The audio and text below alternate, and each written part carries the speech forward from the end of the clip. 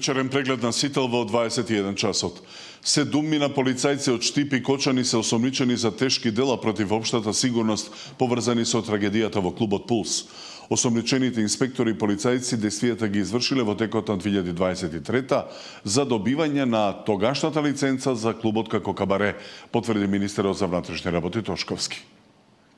Истрагата за страутниот пожар во Кочанската дискотека се шири и во полициските редови. 7 раководители и службеници од СВР Штип и од полициската станица во Кочани се осомничени за тешки дела против општата сигурност, бидејќи како службени лица овозможеле ноќниот клуб Пулс да работи и покрај тоа што не ги исполнувал условите, што довело и до смртоносниот пожар во неделата кога загинаа 59 млади луѓе, а 196 се тешко повредени. Како соизвршители, осомничени изготвувајќи, потпишувајќи и одобрувајќи позитивна согласност, му овозможеле на правното лице да се стекне со лиценца за вршење угостителска дејност кабаре, иако објектот не ги исполнувал законските услови за работа. Осомничените сите заедно предизвикале значителна опасност за животот и телото на луѓето, овозможувајќи кабарето да работи во субстандардни услови, соопштуваат од обвинителството.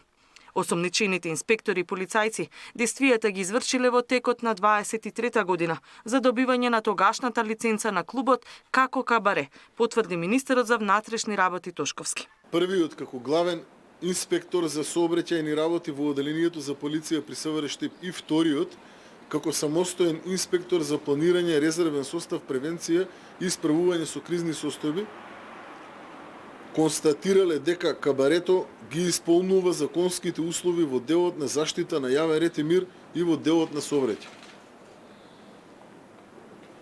Третиот, како началник на одделение за полиција во СВР Штип и четвртиот, како началник на СВР Штип, одобриле и подпишале известување до Министерството за економија во кое е констатирано дека кабарето ги исполнува законските услови и со тоа што не извршиле целосна поврака, пред да ја издадат и одобрат позитивната согласност за издавање на лиценца за кабаре, сториле незаконитост. Петиот, шестиот и седмиот осомничен се полициски раководни службеници од полициската станица во Кочани.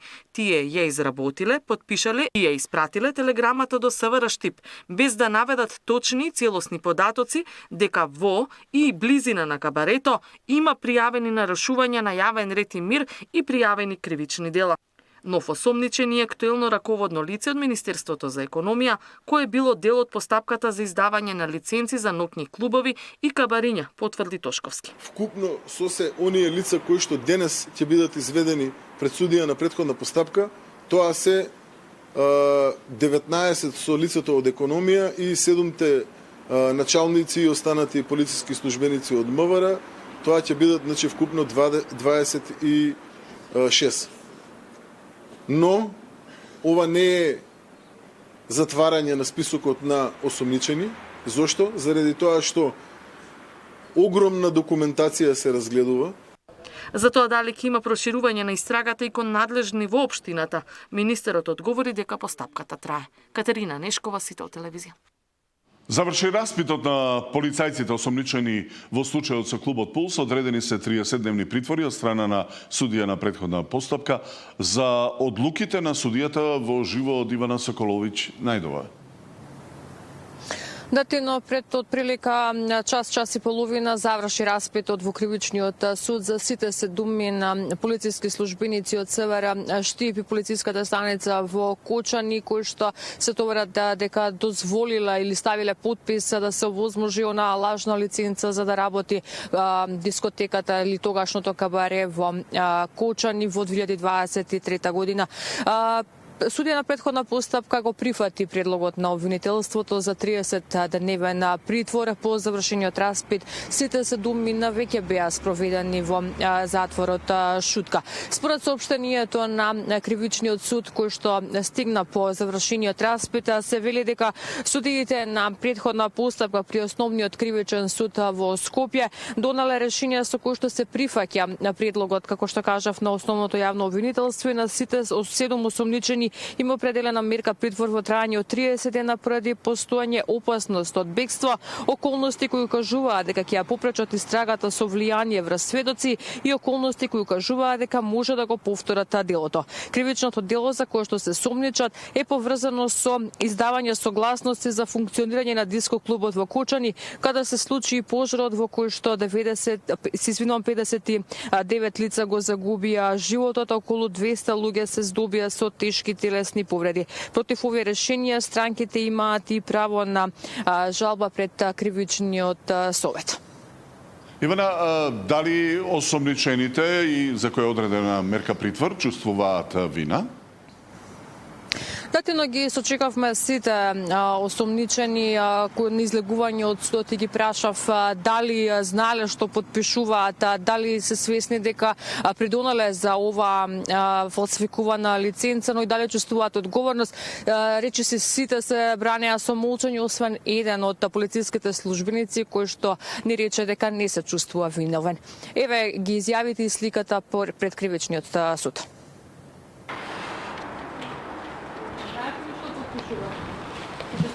Не се чувствува виновен.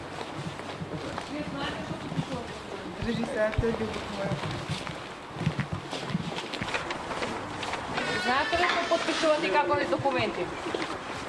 Знаете ли дека е фалсификувана оваа дозвола за дискотеката? Дали се чувствувате виновен?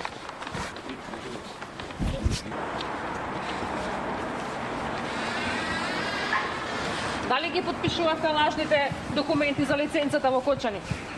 Се чувствувате ли виновен, господине? Ивана, дали има одговорност кај актуелни раководители во МВР и каква е соработката со досега критикуваното обвинителство?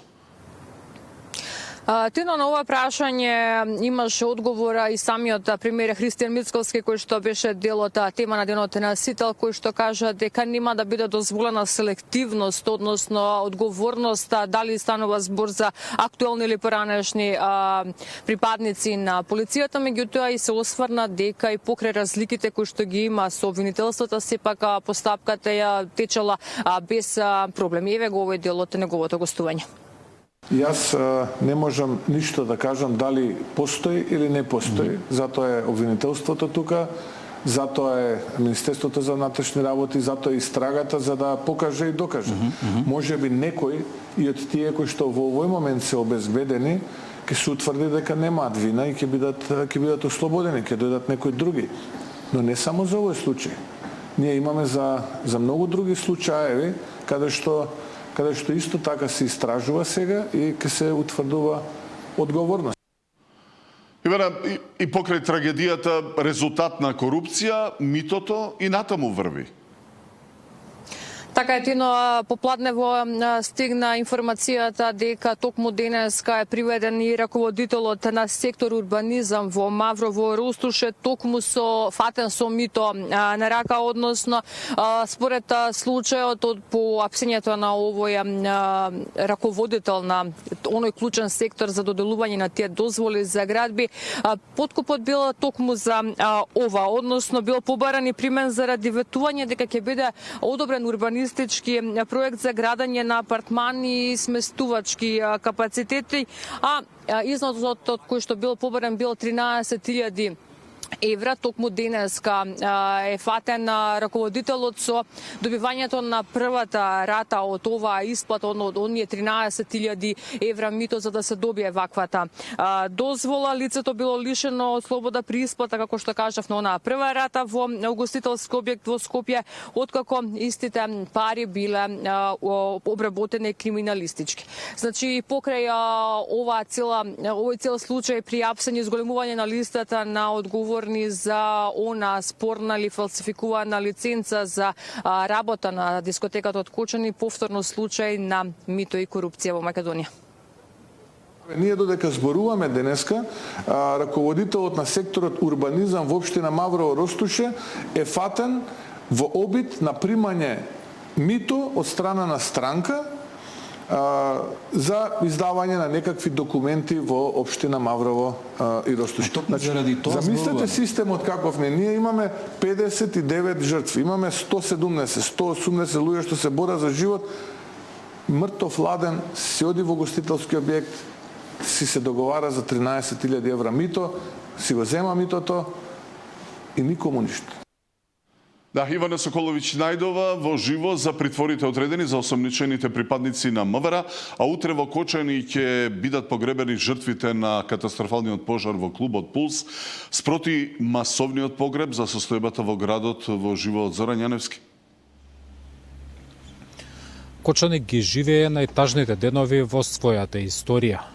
Пожарот од неделата рано наутро во дискотеката Пулс одзеде животи на 30 млади жители на оваа мала општина. Кочанчанци во текот на целиот ден овде на градскиот плоштад палат свеќа и положуваат свежо цвеќе во спомен на загинатите. Последното збогум ќе го кажат утре напладне во 12 часот. За достојно испраќање на починатите денеска владата предложи утрешниот ден во Кочани да биде прогласен за неработен. Се бара работодавачите од приватниот сектор да ги ослободат од обврска вработените на подрачјето на општина Кочани. Понатаму, според препораките на владата, се препорачува здравствените образовни установи и градинките да организираат вршење на услуги согласно потребите. Министерството за внатрешни работи пак има обврска да ги превземе сите потребни безбедносни и сообраќајни мерки. Министерството за здравство во соработка со Центарот за управување со кризи, територијалната противпожарна единица исто така треба да преземат мерки согласно нивните надлежности. Општината пак објави и фотографија од рутата по која ќе се движат возилата со посмртните останки на починатите. Погребот ќе се одржи напладне во 12 часот на градските гробишта овде во Кочани.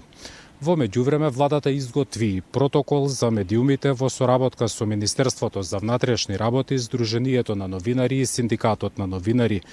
Полициските службеници ќе обезбедат посебна зона од патот на поворката на 300 метри од влезот на капелата до градските гробишта во Кочани. Активна ќе биде и забраната за употреба на дронови. Протоколот има за цел да ја заштити приватноста на семејствата на жртвите, а воедно се повикува и на почитување на сите новинарски стандарди во известувањето. Зоран, согласно ова што го кажа, дали утре ќе има нови распити во обвинителството во Кочани, какви одлуки се донесени денеска? Не, денеска судот овде во Кочани заврши со своите обврски, па така истрага, односно осомничени се вкупно 19 лица, откако доцна попладнево и за последното лице вработен во Министерството за економија беше определен краткотраен притвор во трајање од 48 часа. Во текот на денот пак за 16 предходно приведени лица беше продолжен краткотрајниот притвор во трајање од 48 часа, со што во овој период обвинителството има дополнителни 48 часа да ги затвори практично своите истражувања и да отвори истражна постапка. Еве за крај, дали заврши увидот на местото на трагедијата?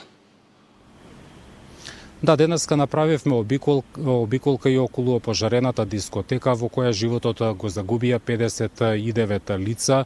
Објектот се уште го обезбедува полицијата. Остатоците од објектот сведочат за големата трагедија која одзеде вкупно 59 човечки животи, а повеќе од 100 беа повредени.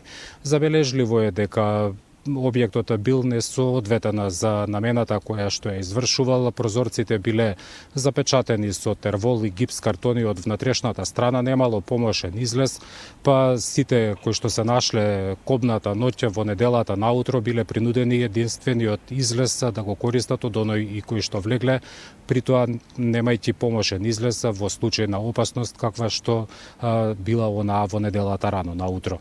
Зоран Јаневски во живот Кочовини. Зоран, остануваш во овој град и во текот на утрешниот ден. 3 од 12 контролирани дискотеки кои имаат лиценци до сега се затворени. Кај нив било утврдено дека не ги исполнувале условите за работа. Воедно приведен е собственик на ноќен клуб во Куманово додека внесувал противпожарни апарати, а внатре во дискотеката била пронајдена и пиротехника. 58 годишен кумановчанец е приведен откако полицијата го затекнала како од паркирано возило изнесува противпожарни апарати и ги внесува во својот ноќен клуб. Веднаш потоа полициски службеници влегле во објектот и внатре пронашле и пиротехнички средства. Лицето било лишено од слобода и во полициска станица во присуство на адвокат. Со него бил извршен службен разговор, а од инспектор за заштита и спасување издадени се прекршочни платни налози и издадено е решение за забрана за работа до отстранување на неправилностите, велат од МВР. За настанот бил известен и јавен обвинител. Во меѓувреме, 3 дискотеки се затворени оти не ги исполнувале потребните услови, иако имале важачка лиценца. Портпаролката на владата рече дека вчера биле направени контроли кај 12 објекти со активна лиценца. За останатите 9 се уште се проверуваат документи. Однос на ваквата состојба веднаш до Министерството за економија ќе биде испратено барање за одземање на лиценцата, забрана за вршење на дејност и сите казнени одредби кои што се возможни согласно закон ќе бидат превземени. Сакам да информирам и јавноста дека е направен и план и за проверка на оние кои немаат важачка лиценца, а работеле во минатото. Она што се случи во Кочани не е само изолирана трагедија, тоа е симптом на расипан систем наследен од долгогодишна корупција. Ниту ќе замижуваме, ниту ќе заштитуваме. Сакам да истакнам дека ја разбираме фрустрацијата, луѓето бараат правда и ќе ја добијат. Митева вели на терен секој ден се над 10 тима кои вршат контрола. Проверките кои што се прават на утврдување на минимално технички услови и дека повеќе од 10 тима секојдневно токму тоа го прават.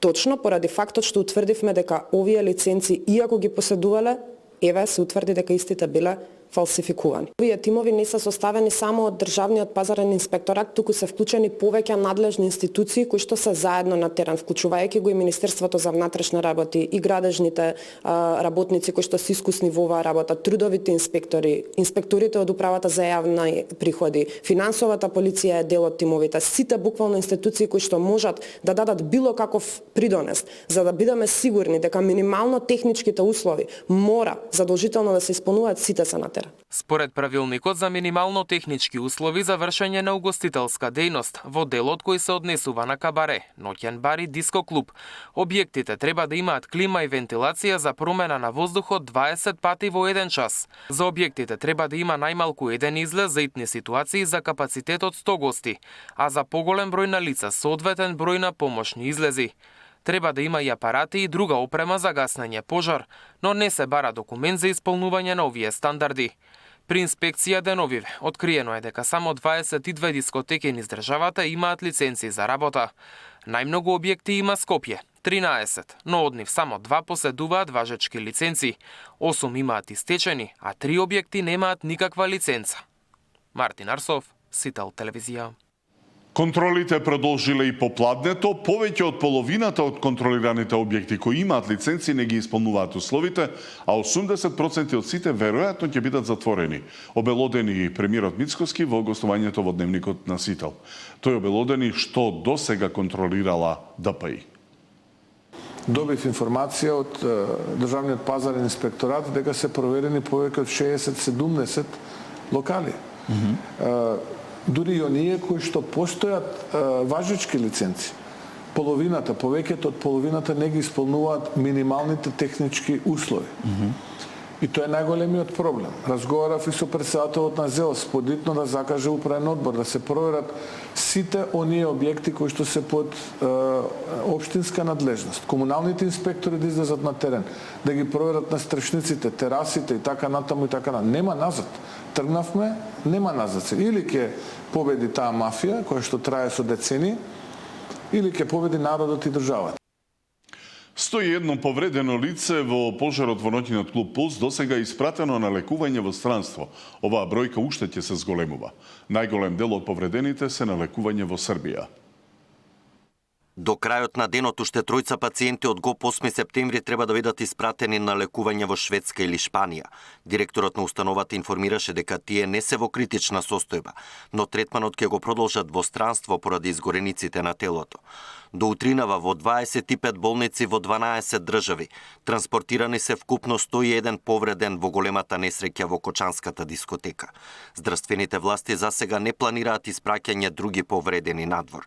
Според директорот на Фондот за здравство, се прават планови следната фаза од третманот на хоспитализираните во македонските болници да продолжи тука. Тоа се трансплантациите на кожни графтови и можам да кажам дека на еден пациент во Солун веќе има направена трансплантација на кожа на рацете и дека веќе сме во контакт со фондацијата Холандија која има банка на кожни графтови за да веќе донесеме кожни графтови во Македонија за да почнеме да ја размислуваме реконструктивната фаза. Најголем дел од повредените се на лекување во Србија. Денеска во Белград беше и министерот за надворешни работи, за да се информира за нивната состојба. Првите пациенти кои излегоа надвор од нашата држава отидоа за Солун, Софија и Белград и потоа Ниш. Посакувам никогаш да нема потреба и се молам на Бог секој ден никогаш да нема потреба да ја возвратиме таа солидарност кој што вашата држава, вашите лекари и вашиот народ гледам секојдневно како ги покажува. Завчера ноќта двајца пациенти со воен авион беа пренесени во клиничкиот центар Љубљана. За максимално трудно да би служили оздравление. На денешната пресконференција во владата директорот на ФЗО информираше дека според нивните податоци годишно поради изгореници во земјава се лекуваат 100 пациенти.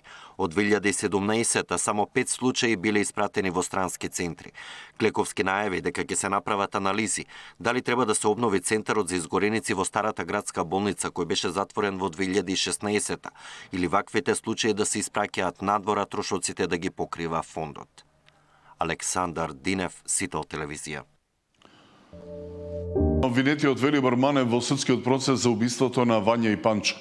Тој тврдеше дека Љупчо Палевски Палчо ја фотографирал 14-годишната Вања со вперен пиштол пред да ја убие.